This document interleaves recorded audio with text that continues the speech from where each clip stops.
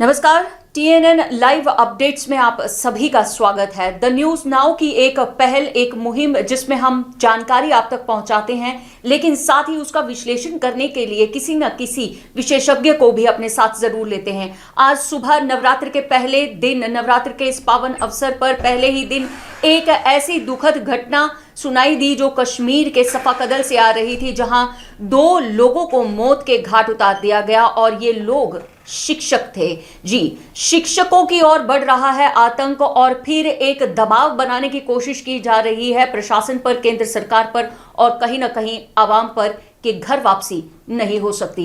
इन सभी बातों का विश्लेषण करने के लिए और इन पर अपनी एक विशेषज्ञ टिप्पणी देने के लिए हमने आज फोन लाइन पर आमंत्रित किया है जम्मू कश्मीर के नामी गिरामी एडवोकेट अंकुर शर्मा जी को, जो एकजुट के संस्थापक भी हैं और जिन्होंने कई ऐसे स्कैम्स के खुलासे में अपनी भागीदारी दी है, न्यायिक तौर पर भी और एक संस्था के तौर पर भी, जिनसे हमारे देश को और हमारे केंद्र सरकार को और हमारे प्रशासन को बहुत सारा मुनाफा भी हुआ है। अंकुर जी, जानना चाहेंगे, आज फिर किलिंग्स हुई हैं। 5 अक्टूबर शाम से ये सिलसिला शुरू हुआ था और अब तक 5 मौतें हो चुकी हैं और इस बार निशाना बने हैं शिक्षक। क्या कहना चाहेंगे? देखिए, ये सिलसिला 1990s में शुरू हुआ था और इस सिलसिले का नाम है जेनोसाइड, नरसंहार। बिल्कुल। और नरसंहार है गैर मुसलमानों का, नॉन मुस्लिम्स का, काफिरों का। ये प्रोसेस निरंतर चलता जा रहा है, क्योंकि अगर आप जेनोसाइड की डेफिनेशन पढ़ें तो उसमें आप ये जानेंगे कि जिस समय जेनोसाइड का डिनायल किया जाता है, उसे नकारा जाता है, तो वो निरंतर एक प्रोसेस के रूप में चलता रहता है। जेनोसाइड का जो डिनायल है वो जेनोसाइड को डुप्लीकेट करता है और रेप्लिकेट भी करता है और अलग अलग जगहों पे एक मॉडल के तौर पे डिप्लॉय करके फिर अलग जगह पे भी अनलीश किया जाता है। जी। भारत सरकार 1990s ऑनवर्ड्स हिंदुओं का जो नरसंहार हुआ कश्मीर में और पार्ट्स ऑफ जम्मू प्रोविंस में, उसको लेके डिनायल मोड में है। ये भारत सरकार कहती है कि ऐसी कोई हत्या, ऐसा कोई नरसंहार हिंदुओं का हुआ ही नहीं था, तो ये प्रोसेस तो निरंतर चल रहा था। जी, और बड़ी बात सर, बड़ी बात, ह्यूमन राइट्स वायलेशन के अंतर्गत ये नहीं आया।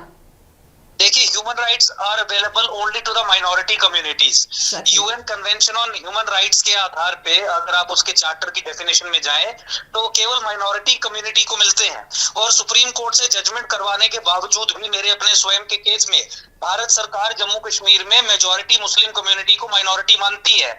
इसलिए आप हिंदुओं के, सिखों के, नॉन मुस्लिम्स के ह्यूमन राइट्स की बात भूल जाइए, उसे छोड़ दीजिए कि वो चीज सामने आएगी।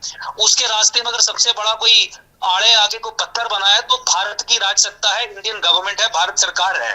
तो मैं ये कह रहा था कि भारत सरकार के डिनायल मोड के कारण ये नरसंहार निरंतर चलता जा रहा है।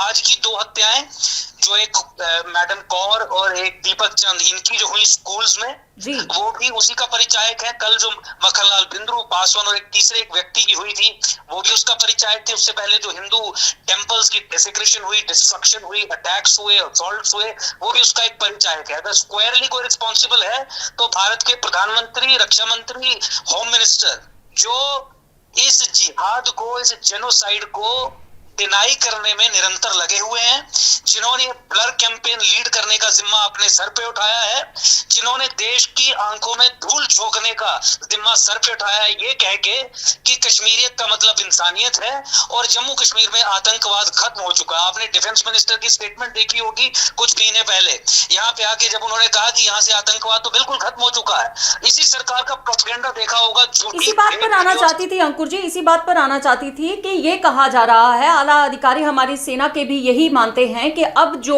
ये किलिंग्स कर रहे हैं ये ओवरग्राउंड वर्कर्स हैं और इनके पास कुछ थोड़ा बहुत जो असला बारूद बचा हुआ है उसके दम पर ये अपनी बौखलाहट दिखा रहे हैं। अगर मिलिटेंसी पूरे तौर पर खत्म हो चुकी है कश्मीर में, तो रिटर्न एंड रिहैबिलिटेशन की पॉलिसी को क्यों नहीं बरकरार रूप से सुचारू किया जा रहा है? देखिए, आतंकवाद को और जिहाद को जब तक आप लॉ एंड ऑर्डर के दृष्टिकोण से समझने का प्रयास करेंगे तो इसी तरीके की बेवकूफी भरी स्टेटमेंट्स आपको सरकारी दायरों से आती हुई नजर आएंगी। हमारा ये कहना है कि जम्मू कश्मीर में जो जिहाद की फैक्ट्री चल रही है, उस जिहाद की फैक्ट्री में आतंकी और आतंकवादी संगठनों को प्रोड्यूस करने वाली जो मदर ऑर्गेनाइजेशंस हैं, जैसे कि अहले हदीस या जमाते इस्लामी, इन्हें बैन करने का काम भारत सरकार ने आज तक नहीं किया। जमाते इस्लामी को बैन किया, लेकिन इसके इंफ्रास्ट्रक्चर को डिमोलिश करने का काम नहीं किया। अहले हदीस अभी तक भी बैंड नहीं है। जब तक आप एग्रीकल्चर ऑफ टेरर पे कोई प्रहार नहीं करेंगे तो आतंकवाद तो चलता रहेगा, और उसे नॉर्मल लॉ एंड ऑर्डर के दृष्टिकोण से देखेंगे तो ये चीजें होती रहेंगी। पिछले 70 वर्षों से भारत सरकार ने देश की आंखों में धूल झोंकने का काम किया है। जिहाद को जिहाद ना कह के, बल्कि एक normal law and order situation कह के, ये कह के कि थोड़ा बहुत असला वगैरह बाकी बचा हुआ है, वही ये खत्म कर रहे हैं, ये कह के प्रॉब्लम को जब तक आप उसके नाम से नहीं पुकारेंगे, असल उसका डायग्नोसिस नहीं करेंगे, सोल्यूशन नहीं मिलेगा। यही कारण है कि भारत सरकार निरंतर फेल हो रही है। और मैं आपको ये बता दूं, भारत सरकार की यही नीति पाकिस्तान और आईएसआई की सबसे बड़ी स्ट्रेटेजिक विक्ट्री है भारत के खिलाफ, कि भारत सरकार वैसे बिहेव कर रही है जम्मू कश्मीर में जिहाद की समस्या को लेके जैसा पाकिस्तान और आईएसआई चाहे।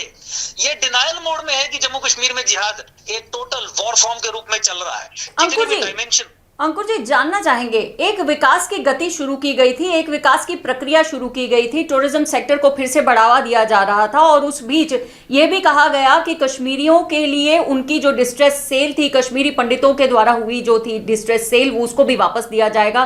कश्मीरी पंडितों को जमीनें वापस दिलाने के लिए पोर्टल स्टार्ट किया गया, और उसके बाद कहीं ना कहीं एक कवायद शुरू की गई। वहां पे जो कब्जे हुए थे कश्मीरी पंडितों की जमीन पर, उनको हटाने की कवायद भी एक शुरू की गई। क्या लगता है, क्या ये जमीनों का हक हाथ से जाता हुआ देखते हुए भी कहीं बौखलाहट नजर आती है आतंकियों की? नहीं, ऐसा कुछ नहीं है। देखिए, भारत सरकार का बहुत बड़ा एक फ्रॉड था कि झूठी वीडियोस बनवा के कश्मीर के टूरिस्ट एरियाज की प्रमोशन और मार्केटिंग करने का काम कर रही थी भारत सरकार, ये कह के कि एवरीथिंग इज हंग्री डाउन और कश्मीर है, इंसानियत है और जमहूरियत आने ही वाली है। देखिए, भारत सरकार 370 और 35 से खत्म होने के बाद उस पर जिम्मेवारी थी कि जम्मू संभाग के टूरिस्ट एरियाज को डेवलप करे, जो पीसफुल एरियाज हैं उन्हें मार्केट करे।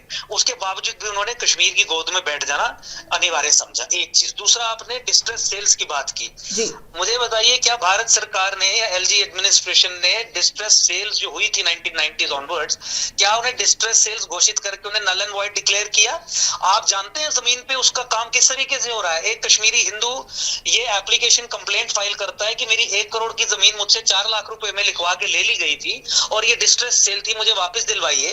तो जम्मू कश्मीर की एलजी एडमिनिस्ट्रेशन क्या जवाब देती है कि वो जो सेल थी वो सेल डीड नंबर फला के तहत रजिस्टर हुई थी, उसके बाद रेवेन्यू रिकॉर्ड्स में नाम आ गया था, इस व्यक्ति की सेल, इस व्यक्ति की कंप्लेंट झूठी है।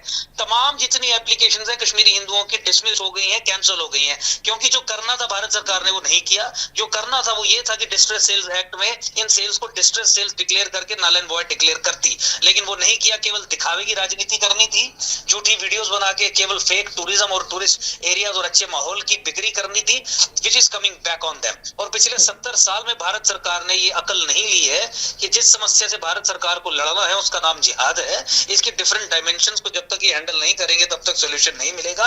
अनफॉर्चुनेटली 9/11 होने से पहले जिस तरीके से कश्मीर का अपना अमेरिका का एकेडेमिया, वहां की यूनिवर्सिटीज, वहां के पॉलिटिशियंस पॉलिटिकली करेक्ट होते हुए जिहाद पे और उन टेंडेंसीज पे पर्दा डालने का काम करते थे, सिमिलर ब्लर कैंपेन भारत सरकार चला रही है देश की जनता के विरुद्ध, और इसीलिए इस तरह की हत्याएं निरंतर चल रही हैं। हिंदुओं का, नॉन मुस्लिम्स का जेनोसाइड इन ए मुस्लिम मेजॉरिटी स्टेट निरंतर और कंटिन्यूअस फिनोमेना बनके चल रहा है। अंकुर जी, आखिर में एक सवाल जरूर पूछना चाहूंगी आपसे। ये जो किलिंग्स का सिलसिला फिर से एक बार शुरू हुआ है, सिविलियन किलिंग्स का सिलसिला खास तौर पर, क्या लगता है 90 के दशक का फिर वो परचम लहराने की कोशिश की जा रही है? देखिए, एब्सोल्युटली वो प्रोसेस तो कभी रुका ही नहीं था। 1990s का जो परचम लहराने की बात थी, उसी प्रोसेस को आगे बढ़ाने का काम किया जा रहा है। और जैसा मैंने बताया कि ये कंटिन्यूअस फिनोमेना है उसी जेनोसाइड का जो 1990s में शुरू हुआ था। तो बिल्कुल आपने सही ये कहा कि वही परिस्थिति जो 1990s में थी उस तरीके से बनाने की कोशिश की जा रही है, जिसको फैसिलिटेट करने का काम भारत सरकार कर रही है, इंडियन स्टेट कर रही है, क्योंकि इन सारे ओवरचर्स को लेके डिनायल मोड में, और ये जनता को बताती है कि वहां पे इस तरीके की कोई भी समस्या नहीं है। जी, आपका हमारे साथ जुड़कर इतनी जानकारी देने के लिए आपका बहुत बहुत शुक्रिया सर। तो किस तरह से ये माना जा रहा है कि सरकार, भारत सरकार, केंद्र की सरकार डिनायल मोड पर है, इस बात को लेकर के कि कश्मीर में स्थिति अभी भी सुधरी नहीं है, कश्मीर के हालात अभी भी उतने अमन और शांति में नहीं है जितना सरकार दावे कर रही है। कहीं ना कहीं एक प्रश्न चिन्ह इन सिविलियन किलिंग्स के माध्यम से जरूर खड़ा होता है और जैसा कि कहा जा रहा है कि कवायद फिर एक बार शुरू की जा रही है। 1990 के दशक के उसी नरसंहार की एक छवि फिर दोहराई जा रही है और फिर से कुछ ऐसी किलिंग्स की जा रही हैं जो चुनी हुई किलिंग्स हैं, जिन्हें हम जेनोसाइड्स का नाम भी दे सकते हैं। और कहीं ना कहीं नरसंहार का रूप लेने के लिए फिर एक बार तैयार है कश्मीर, इस बात पर एक प्रश्न चिन्ह अभी भी बना हुआ है। जुड़े रहिए TNN लाइव अपडेट के साथ।